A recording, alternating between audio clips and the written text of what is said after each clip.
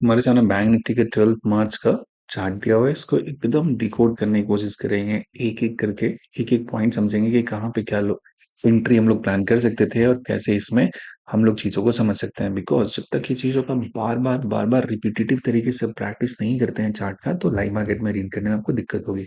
Psychology को समझना बहुत जरूरी होता है कि कैंडल फॉर्मेशन और उसके मूव के पीछे का रीजन क्या है। बिकॉज हमें ट्रेड करना हमेशा कॉज इफेक्ट को नहीं है, और जो अब ब्रेकआउट एंड ऑल ट्रेड करते हैं those are the effects of trading. और इफेक्ट जब ट्रेड करेंगे तो आपका रिस्क रिवॉर्ड को अच्छा नहीं होगा, हमेशा टाइम से पीछे रहेंगे।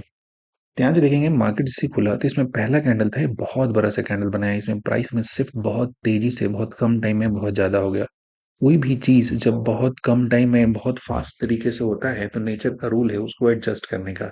ऐसा नहीं है कि आप बहुत तेजी से करते रहेंगे तो उसको करते रहने दिया जाएगा। चार्ट पे एक चीज होता है। तो ये बहुत तेजी से जब प्राइस हुआ, इसको डिस्ट्रीब्यूशन फेज के कैटेगरी में ले जाएंगे। यानी कि इसमें कोई आदमी जो लोअर लेवल पे जिसका पोजीशन होगा, अपने पोजीशन को हल्का कर रहा है, यानी कि वहां पे स्क्वायर ऑफ कर रहा है। अपने जो भी उसके पास जमा एसेट्स है उसको क्या कर रहा है, सेल कर रहा है यहाँ पे। इसीलिए प्राइस वहां पे सडनली अपसाइड डायरेक्शन में एक मूव दिया है। इस मूव में क्या हो गया कि जो भी पोजीशन था, जो स्मार्ट इंसान था जो लोअर प्राइस पे परचेज करके जमा करके रखे हुए था, वो अपने पोजीशन को अब लाइट कर रहा है, क्योंकि उसको लगता है कि प्राइस इससे ज्यादा नहीं मूव करने वाला, उसको अच्छा दाम मिल रहा है, अपने पोजीशन को हल्का कर दिया। तो इसका फॉलो थ्रू होने का जो प्रोबेबिलिटी होता है ना, वो कम होता है। हो सकता है, बट चांसेस आर लेस। 20-25% आप रख सकते हो। 80% टाइम इसके फॉलो थ्रू में कहानी फेल होगा, थोड़ा ऊपर जाएगा और वहां से मार्केट जो होगा बेंड कर जाएगा। बिकॉज यहाँ पे कोई इंसान जिसने बहुत हेवी पोजीशन बनाया था लोअर प्राइस पे, अपने पोजीशन को उसने क्या किया, हल्का कर लिया। So this is the very first candle of the day. जब भी ऐसा कैंडल बन जाए तो कॉशियस हो जाना है, इसमें रैंडमली ट्रेड नहीं लेना है, इसमें ऐसा जंप करके ट्रेड में जाना नहीं है। इसके आगे क्या हुआ, इसके आगे देखेंगे कि दो कैंडल का फॉर्मेशन देखेंगे 10 मिनट में। पहला कैंडल हुआ, ये तो रिजेक्शन लेके गया, ऊपर में क्लोज दिया, लेकिन उसके बाद इसी तीसरा कैंडल हुआ नीचे की तरफ चला है। तो ये जो ट्रेड कैंडल यहाँ पे चला है इस पर्टिकुलर जगह पे, तो ये इस चीज को बताता है कि यहाँ पे वीकनेस है, स्ट्रेंथ नहीं है, इसमें बहुत अपसाइड में मूव करने का स्कोप नहीं है। वैसे भी देखेंगे ये सारा घटना 48,000 के आसपास हो रहा है, 48,000 के आसपास। तो ऊपर में अभी भी है इसमें इसको 500 पॉइंट का, बिकॉज अगले साइकोलॉजिकल नंबर तक जाने की चांसेस होती है।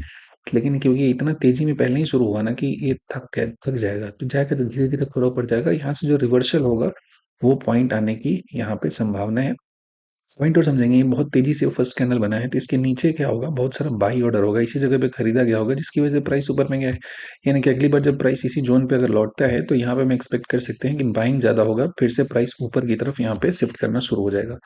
आगे क्या हुआ, आगे फिर से प्राइस यहाँ पे अपसाइड में मूव करना स्टार्ट किया, और ये रेड कैंडल इसका हाई निकाला, और एक ही कैंडल निकाला, फिर से यहाँ पे एक रेड कैंडल छोटा सा बन गया, तो स्लो शिफ्ट हुआ, ऊपर की तरफ गया।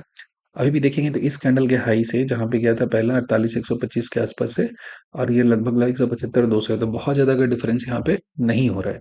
और अगेन आप देखेंगे कि प्राइस अब यहीं से धीरे धीरे धीरे धीरे धीरे शिफ्ट होना स्टार्ट हो गया। इसमें तो नीचे से रिजेक्शन लिया था, रिजेक्शन अब फिर से एक रेड कैंडल बना दिया। बताया था ना कि जो बहुत बड़ा सा कैंडल बनता है, ग्रीन कैंडल बनता है, इसका फॉलो थ्रू का जो प्रोबेबिलिटी होता है, जो चांसेस होते हैं, दे आर वेरी लेस, किसको तोड़े और फिर टक टक टक टक ऊपर की तरफ और बहुत सारा हाई यहाँ पे बनाते रहे, ऊपर की तरफ ही चलता चला जाए, इसके चांसेस हमारे लिए कम होते हैं। तो इस बात को हमेशा ध्यान में रखना है, बहुत एग्रेसिव नहीं हो जाना है। जब भी ऐसा ग्रीन कैंडल बनता हुआ दिखे बहुत बड़ा सा, तो ऐसा पूरा परमा बुलिश नहीं हो जाना है कि एकदम प्राइस आज छात तोड़ के बाहर निकल जाएगा लैपटॉप की स्क्रीन के बाहर, ऐसा नहीं है। फिर देखेंगे प्राइस यहाँ से चलना स्टार्ट किया, इस जगह पे थोड़ा सपोर्ट लिया, और धीरे धीरे धीरे धीरे शिफ्ट किया, और इसका जो पहला वाला था इसका हाई यहाँ पे निकालने का कोशिश किया, लेकिन निकालने में ये कामयाब नहीं हो पाया, बिकॉज कोई भी कैंडल इसके ऊपर में क्लोजिंग नहीं दिया है।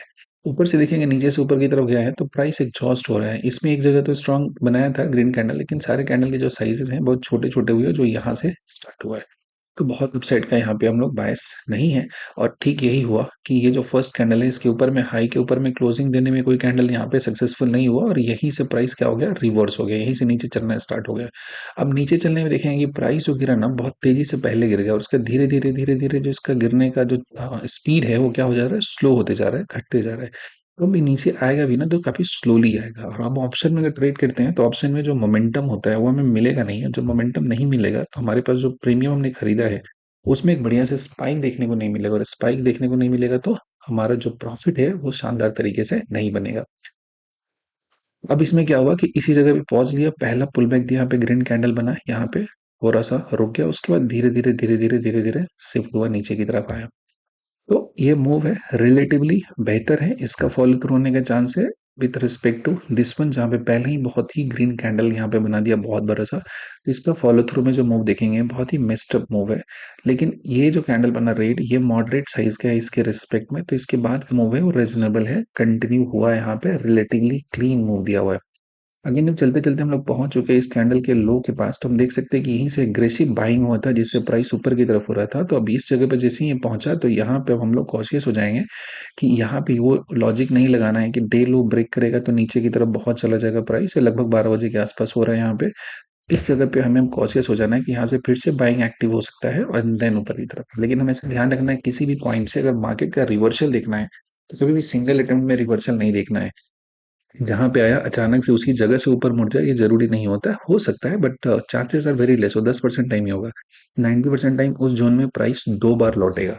तो इसका अगर यहाँ से हम ऊपर की तरफ प्लान करना है तो ऊपर की तरफ प्लान करने में क्या होगा, हम वेट करेंगे प्राइस का एक बार और नीचे आने के लिए, देखेंगे कि ठीक से प्राइस यहाँ पे आ गया इस जगह पे और इसको तोड़ के नीचे नहीं जा रहा है, यानी कि प्राइस इस पर्टिकुलर जोन पे क्या कर रहा है, सस्टेन कर रहा है, यहाँ पे इसको ब्रीच नहीं कर रहा है। तो फर्स्ट जगह पे नहीं है वो एंट्री नहीं लिया आपने, सेकंड जगह पे लॉन्ग का प्लान करेंगे। तो अब यहाँ से मैं कंफर्मेशन चाहिए ऊपर की तरफ प्राइस के बाउंस करने का, और जब ये बाउंस करने का प्राइस का इंतजार करेंगे तो यहाँ पे एक और पॉइंट नोटिस करना पड़ेगा, ये कुछ 850 के आसपास में हो रहा है, तो अब 850 से चलना स्टार्ट करेगा 47,850। तो यहाँ पे 150 पॉइंट के बाद ही क्या हो जा रहा है, 48,000 का लेवल यहाँ पे हो जा रहा है। 48,000 इज अ साइकोलॉजिकल जोन, तो अगर ऊपर से नीचे प्राइस आ रहा है तो उसको एक बार में ब्रीच नहीं करेगा, और नीचे से ऊपर जा रहा है तब भी एक बार में तोड़ के ऊपर नहीं जाएगा, बिकॉज वो स्ट्रॉन्ग सपोर्ट और रेजिस्टेंस का काम करता है। तो यहाँ पे वेट करेंगे, तो यहाँ पे देखेंगे अच्छा सा हमें मूव एक मिला, लगभग लगभग चलता हुआ गया और 48,050 समथिंग के आसपास में ये मूव चलता हुआ चला गया। तो इस जगह में वेट नहीं करना है कि डाउन साइड में ब्रेक करेगा डे लो को तो नीचे की तरफ मूव देगा, बहुत शानदार मूव आएगा, नहीं। इसी जगह से अग्रेसिव बाइंग एक्टिव हुआ था तो यहाँ भी एक बार और बाइंग एक्टिव होगा, लेकिन रिवर्सल के लिए हमेशा सेकेंड अटेम्प्ट में एंट्री करना है, फर्स्ट अटेम्प्ट में नहीं एंट्री करना है। आपकी जो प्रॉफिट होने के चांसेस हैं वो बढ़ जाएंगे अगर आप सेकेंड अटेम्प्ट में यहाँ पे एंट्री करते हैं। देन अब यहाँ से प्राइस गया एक बार और छोटा सा पुल बैक दिया, यहाँ नीचे की तरफ आ गया, क्यों, क्योंकि 48,000 का जो जोन होता है उसको आसानी से क्रॉस नहीं किया जा सकता, थोड़ा ऊपर भी गया है तो फिर से डिप मार के नीचे आ जाएगा। And then in the second attempt अब देखेंगे कि इसको क्रॉस किया और लगभग लगभग 48,125 के आसपास तक ये चला गया इस पॉइंट पे, तो यहाँ से डाउन साइड से अच्छा खासा हुआ, 875 हो गया लगभग लगभग, तो इसको मान लेते हैं 125 पॉइंट यहाँ पे हो गया और 175 यहाँ पे हो गया, तो 250 पॉइंट का आपको मूव इस जगह पे देखने को मिल गया। तो इस तरीके से चार्ट के हर एक स्टेप का अब देखेंगे कि किस तरीके से कैंडल जो फॉर्म हो रहा है उसके पीछे की साइकोलॉजी क्या है। उस चीज को जब समझ जाते हैं ना तो चार्ट रीड करना आपके लिए बहुत ही कमाल का हो जाता है। और चार्ट हमेशा ट्रेडिंग कोशिश करना चाहिए नेकेड चार्ट पे करने का, और हम ट्रेड नेकेड चार्ट पे करते हैं। अगर आप इस तरह की ट्रेडिंग सीखना चाहते हो कि how I trade on the naked chart, because ना कोई इंडिकेटर काम करता ना कोई डेटा, और हर कुछ आपके चार्ट में रिफ्लेक्ट करता है, सीखना चाहते हो तो हर महीने की 1 तारीख को बैच स्टार्ट होता है, बहुत लिमिटेड लोगों को पढ़ाते हैं, लाइव पढ़ाते हैं जूम पे। आप भी सीखना चाहते हो तो आ सकते हो, मोस्ट वेलकम। अदरवाइज आप यूट्यूब का वीडियो देखो, इससे आपका नॉलेज हो काफी एलिवेट हो जाएगा। एंड नीचे टेलीग्राम चैनल का लिंक दिया होगा डिस्क्रिप्शन में, ज्वाइन कर लीजिएगा, काफी इन्फॉर्मेशन आपको मिलता रहेगा, काफी कुछ सीखने को मिलता रहेगा। और यहाँ तक देखने के लिए thank you so much, bye bye, take a good care of yourself.